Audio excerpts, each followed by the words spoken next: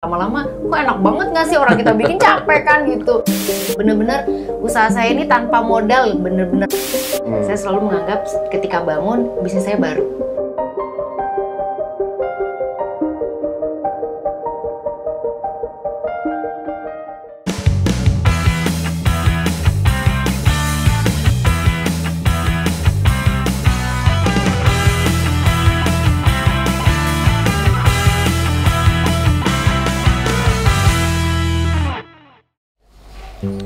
Ketemu lagi di Entrepreneur Next Door kali ini. Di balik pintu ini ada sebuah butik kecil, mempunyai cerita yang kecil, tapi dampaknya menjadi besar bagi bisnis Mbak yang punya ini. Nah, kita mau pelajarin, kita ulik, cari tahu bagaimana dia membangun bisnisnya. Mari.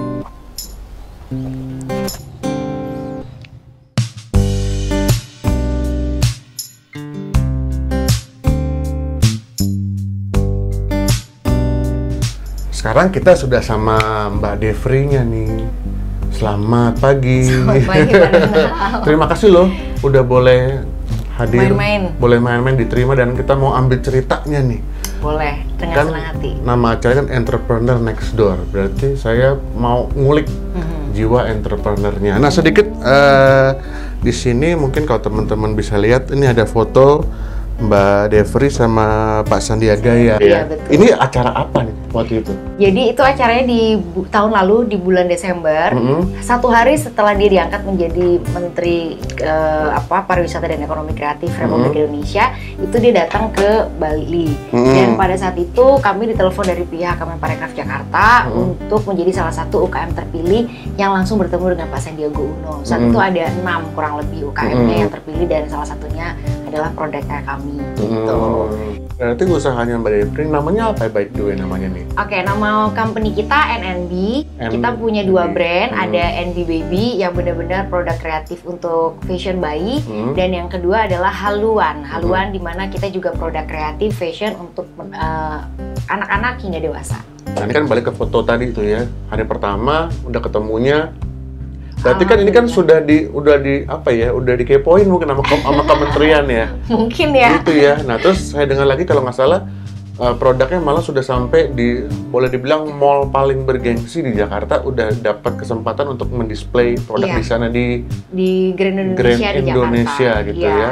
Syukur alhamdulillah. Jadi tahun 2019 kami juga terpilih menjadi UKM untuk memamerkan usaha kita di ajang Inacraft 2019 sebelum pandemi nih. Jadi tahun 2019 kita terpilih menjadi UKM untuk program Inacraft, dan saat itu juga langsung diminta untuk memajang atau mendisplay produk yang NB Baby itu di Grand Indonesia, tepatnya di alun-alun Indonesia gitu. Itu kan sebuah pencapaian yang ya boleh dibilang dari mulainya dari garasi ya mungkin ya. Iya bener, bukan lagi dari garasi, cuma dari satu kamar. Dari satu kamar. Mulainya gimana sih? Mulainya puyeng.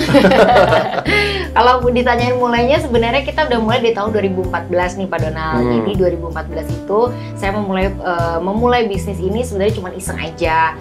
Karena waktu itu saya memiliki bayi yang dia prematur, ya anak kedua saya kebetulan prematur, umur 7 bulan udah lahir. Nah, kakinya tuh kecil. Jadi saat itu saya sambil kuliah ceritanya merasa kok kayaknya belum sibuk juga nih. Akhirnya saya coba searching gimana cara bikin sepatu bayi.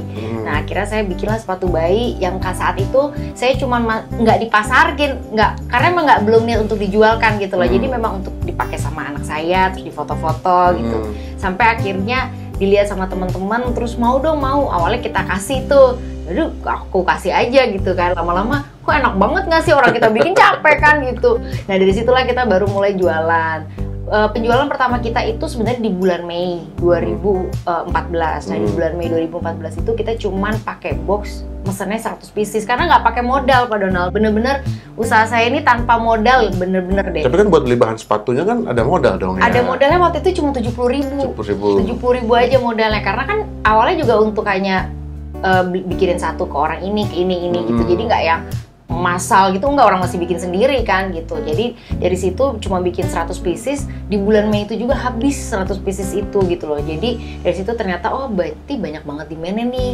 Akhirnya saya kembangin sampai akhirnya satu set dengan pakaian gitu ya. Kita tetap limited edition. Tapi yang paling menarik dari produk kita ini adalah produk kita ini memiliki varian wangi vanilla. Nah ini adalah value proposition yang kita miliki. Jadi once kalau misalnya ada paket datang dari produk kami, itu pas dibuka pasti langsung ada wangi vanillanya. Nah tadi kan dibilang kan nggak ada modalnya kok, cuma 70.000. Nah, kalau menurut saya justru modalnya ini nih, kreativitasnya tadi kan dikasih vanilla. Itu gimana sih kok bisa kan ide tuh datang, biasa kan ada sumbernya, tuh bisa ada ide seperti itu gimana tuh? Idenya sebenarnya waktu itu hanya kepikiran gimana caranya saya menjadi pembeda gitu aja, saya nggak pernah punya ilmu bisnis juga gitu.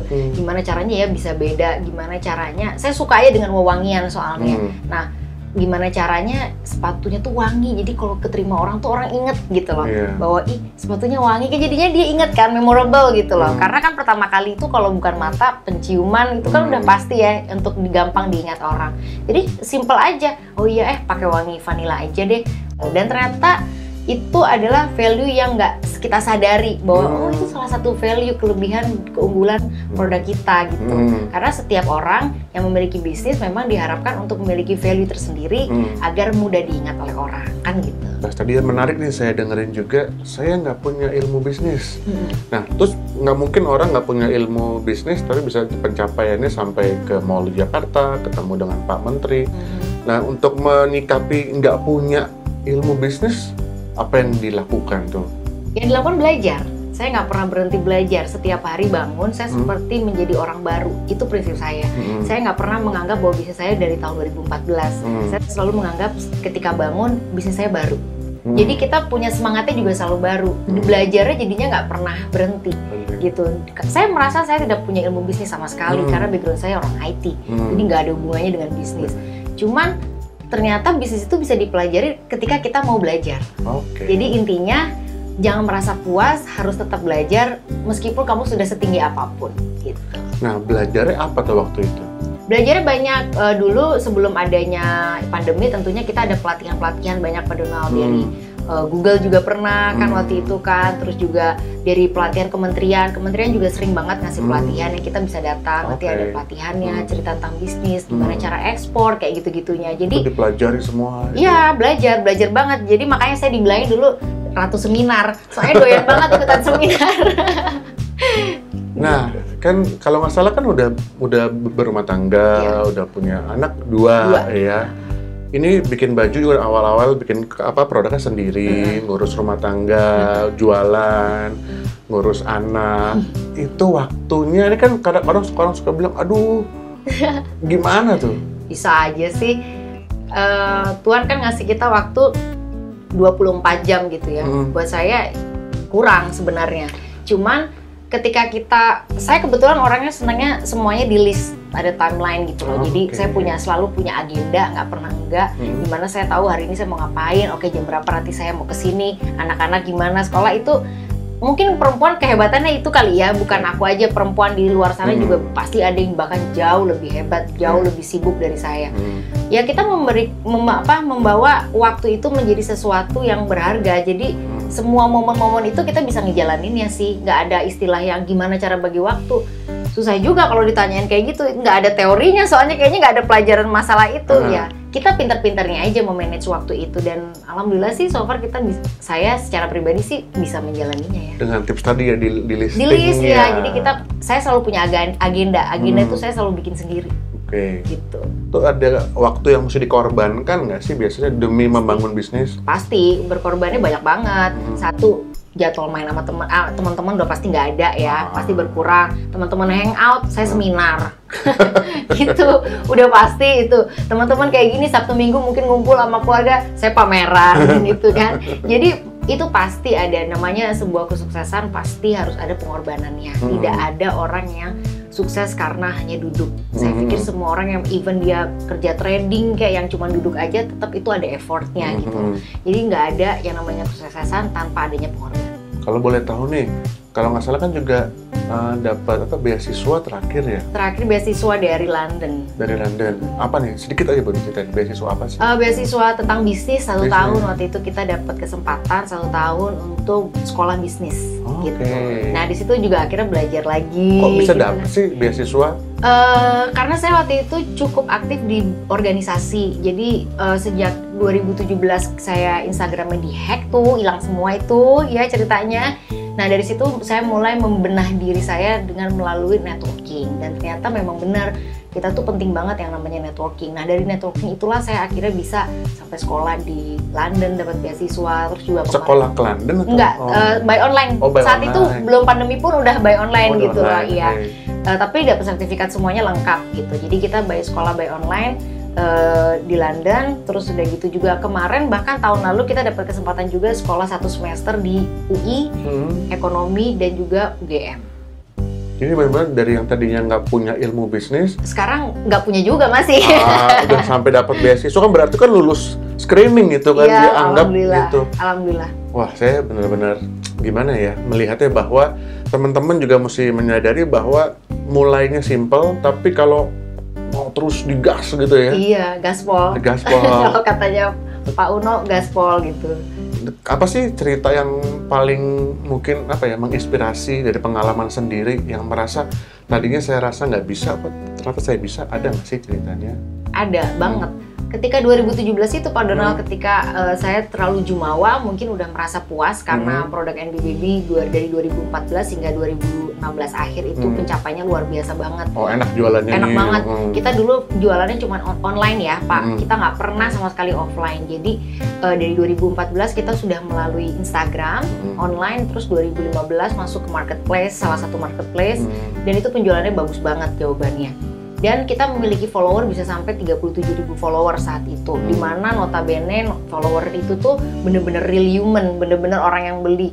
37.000 follower itu saya bayarnya bisa sampai 90%. 90%. Oh, jadi Gimana? ini orang asing nih, bukan akun-akun beli nih ya? Nggak ada dulu, zaman itu nggak ada Pak Donald, belum ada sampai ke sana. 37.000 Iya, terus? bayarnya 90%. Jadi ya mungkin saat itu saya merasa udah puas, jadi sama Tuhan dikasih deh teguran. Di bulan Januari awal 2017 Instagram kita dihack, hilang semua, jadi 0, mulai lagi dari 0.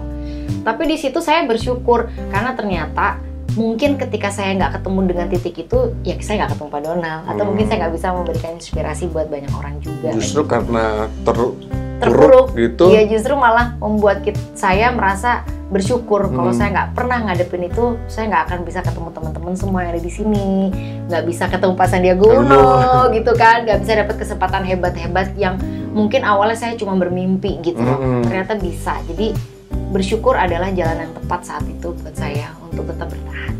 Saya lihat jadi bersyukur kuncinya, terus time management. Ini kayak paling susah time management juga Iya, emang ya. sih. Itu sih teorinya juga susah, karena nggak ada teorinya. Prakteknya ribet maksudnya. Karena teorinya juga nggak ada, tapi ya belajar pelan-pelan. Kalau nggak salah ada yang apa kayak jaket gitu ya? Iya, benar banget saat itu ini. sampai dipakai sama siapa? Bunda Dewi Motik. Dewi Motik, terus Pak sama- Sandiaga Uno juga pernah. yang salah satu lagi siapa tuh yang artis Ashanti. Ashanti. Iya, Ashanti. Itu bener. gimana bisa sampai Iya, jadi ceritanya di tahun lalu pas pandemi itu, jujur memang semuanya serba kelam ya. Kayaknya tengkurap semua gitu. Di bulan Maret awal itu juga kita baru aja expand juga lumayan besar karena kita mau ikutan pameran di Bandung waktu itu untuk baby fair and kids. Tapi ketika mulai malah pandemi gitu loh. Jadi akhirnya kita jujur ruginya udah alhamdulillah banget dah. nyusruk lagi nih? Ya itu udah terjadi sekali gitu. Nah tapi entah kenapa, ya mungkin karena saya merasa itu bukan pandemi pertama buat saya, karena saya pernah ngalamin pandemi yang pertama 2017. Jadi akhirnya saya melakukan hal yang serupa dengan dengan tahun 2017 gitu. Cuma beda cerita aja kan gitu. Ya saya coba bertenangkan hati dulu, saya coba mensetelkan diri, terus nggak pakai lama saya bikin masker awalnya. Sebelum orang bikin masker, waktu itu kita udah bikin masker Pak Donald, bentuknya yang kotak. Dulu kan belum yang begini-begini ya, masih yang kotak dari batik waktu itu. Kebetulan di awal tahun saya sempat ke Jogja, jadi Jadi saya beli banyak batik ceritanya untuk produksi. Ternyata dijadiin masker gitu loh. Nah di awal bulan April saya tuh saya ngebantu APD, pembuatan APD untuk para dokter atau suster yang ada di puskesmas kabupaten. Terus saya berpikir, karena teman saya bilang, kamu masih keluar nggak? Ya kalau kamu keluar pakai jaket ya. Tapi nggak spesifik harus jaket apa tuh enggak gitu. Nah akhirnya saya kepikiran, kenapa kok kita bikin jaket pelindung untuk yang ada di dalam rumah sakit, tapi kan yang di luar jauh lebih banyak yang ada di dalam rumah sakit kan.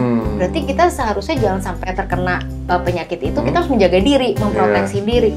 Akhirnya saya waktu itu cuma bikin jaket dengan bahan APD, berbentuk jaket parasut gitu, berbentuk jaket training, lari, yang pakai hoodie. Cuman perbedaannya sama saya ditempelin ini tempelan untuk masker, jadi dia kayak include gitu loh, kayak include. Nah ternyata di situ peminatnya banyak banget, sampai akhirnya kita mengembangkannya menjadi jaket yang lebih baik lagi karena menggunakan bahan yang kita custom sendiri, yaitu bahan sejenis kain katun yang di-coating waterproof, menghasilkan water drop. Jadi the power of kepepet rupanya bekerja banget ya, jadi kreatif. Banget, ternyata pandemi ini membawa berkah kok sebenarnya, tergantung bagaimana kita memandang dan melihat sisinya yang Tuhan berikan.